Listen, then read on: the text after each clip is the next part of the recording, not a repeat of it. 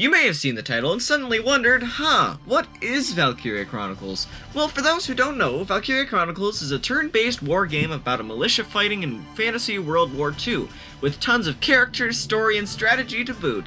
And a dating sim! This game was actually my first ever experience into YouTube, and I suppose it's always stuck with me for whatever reason. So whenever I got my hands on a copy of it, I played through the game, and beat it 5 times. Maybe I do have ADHD. But today is going to be a challenge unlike any other. Today I'm going to beat this game without leveling up a single unit or buying any weapons.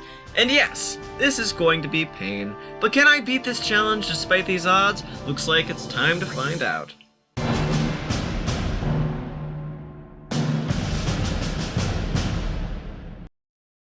Now, first things first, this game is heavily story-based, and while it's going to be nigh impossible to go spoiler-free while still making sense of what's happening, I'll try and keep things short, but you will be spoiled, regardless.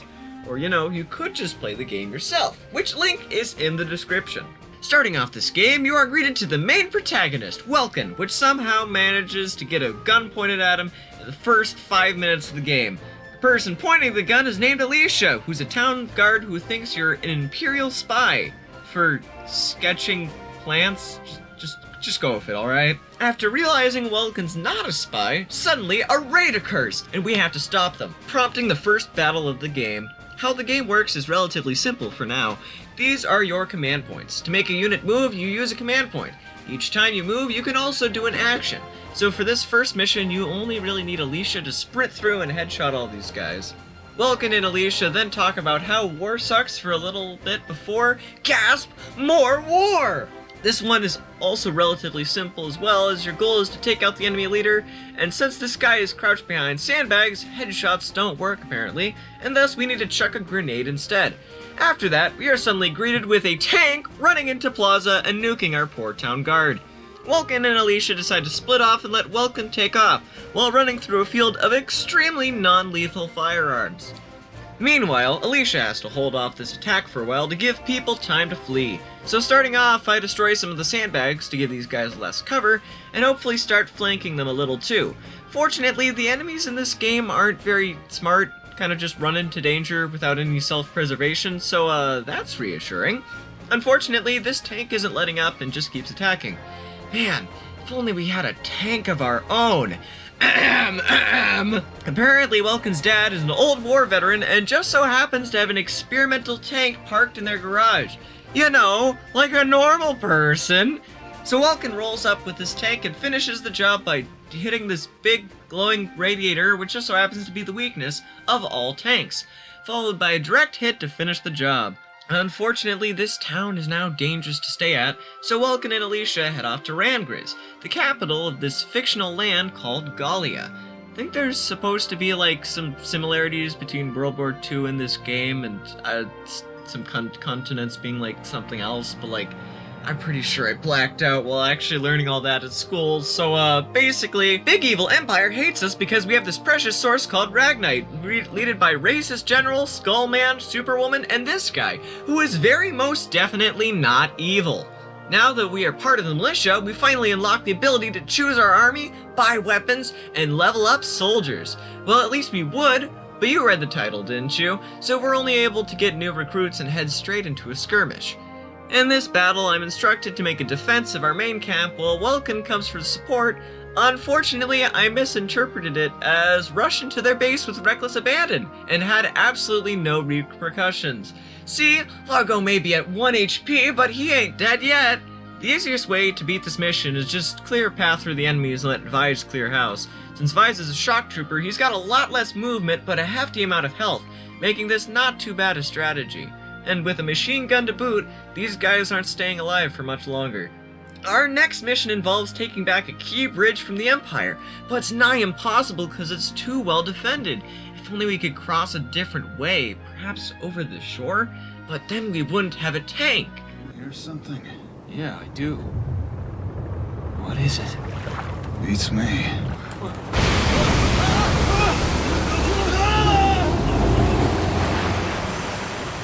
Okay, so our tank can swim! This mission is weird because you're technically behind enemy lines, but not, also still kinda.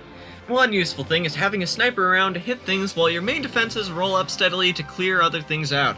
Also, this map has energy tanks around it that can be hit and hurt stuff, so throwing a few bullets their way makes this level much easier. Just be careful with them. You know how I said tanks have that one weak spot? Well, Welkin's seen better days. One restart later, and instead I got behind their tanks and did a little payback for last time. Afterward, I used my patented strategy of rushing forward with reckless abandon, and it somehow worked! Spoiler alert, their tanks can't swim. Our next mission takes us into the forest to take out an enemy supply base, and also find a flying pig. Hold on a second. What? This mission is a little tricky mostly because charging in with your tank isn't possible because this medium tank basically acts as a wall preventing me from getting forward. Thus I have to get some ground units to start flanking from behind and eventually clearing the way with Largo. Getting up to the supply base isn't really that tricky, but the real challenge is actually capturing it while suddenly Skull Guy shows up with reinforcements.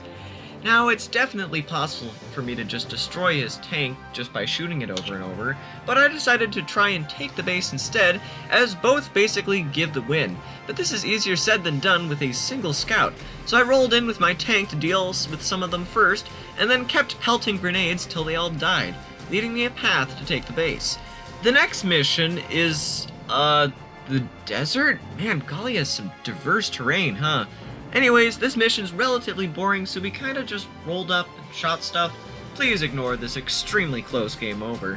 Also, apparently anti-tank lances can kill units too. And tank shells! Jeez Louise! After combat, Vulcan and Alicia walk into the super ancient magic super race place thing that's locked. Lol, just kidding. As they walk over there, suddenly they are approached by Superwoman and very most definitely not Evil Guy, who decides to not kill them and instead challenge Vulcan to a 1v1 tanks only no items duel. Unfortunately, that's one big tank! Along with having 6 machine guns mounted on its side, this guy can also boost the attack power of all his units and proceeds to sweep basically everything I have with some shock troopers. Yeah, maybe time to restart. This time, employing the help of our local sniper Marina seems to be much more effective in getting rid of all the ground units on my first turn. But the bigger problem is definitely this tank's sheer amount of guns. Chipping at these turrets slowly and taking them down helps a lot, as it makes foot soldiers able to get close without worry. And luckily, every time this tank fires, it exposes 3 radiators that, oh wow, is its weak spot. After waiting a few more turns and getting 2 or 3 more radiators down, victory seems pretty close. Well, it did. Suddenly, reinforcements arrive, along with Superwoman, and spoiler alert, everything goes wrong, taking out Alicia, Largo, and Claudia in a single turn. I just hope they had life insurance. I'm still able to take out the loose foot soldiers next turn and get the last radiator down, with an almost dead tank and an infinitely ranged and unkillable girl with a weapon that can one-hit basically anything. This battle is far from easy. However, with a few lancers and using tanks as a sort of cover to protect against death, this was surprisingly not as bad as it seemed. After all that chaos, we finally get a break to do some normal combat in the forest again, and... never mind. Alicia and Welkin got nuked.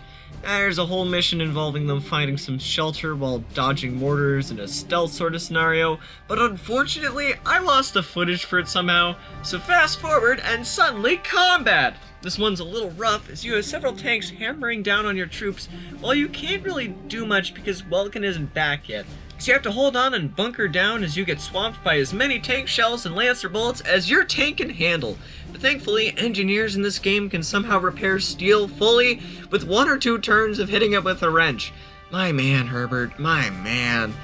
After getting a cheeky kill with Largo and finally getting our tank back, it took a slightly cheated attack to get rid of that second tank and sprint into the enemy's base. Oh boy, this challenge doesn't seem so hard all of a sudden. We are straight sprinting through this game without any hiccups, and we aren't even stopping anytime soon. Except, I would like to inform you that this next mission is quite literally impossible to beat given our circumstances. Why, you may ask? Well, they don't call it a cliffhanger for no reason. And as such, I'll be explaining and continuing this challenge more in a second part to wrap this all up. And if you want to get notified when it's out, be sure to subscribe and hit that button. I mean, come on, it's tradition at this point to say it. But you know what isn't tradition? Continuing on and talking past my shilling session and rambling about quite literally nothing for meaningless seconds, trying to find some strange way to break the normal stream of things that always seems so ever constant in these videos and always so far from similar.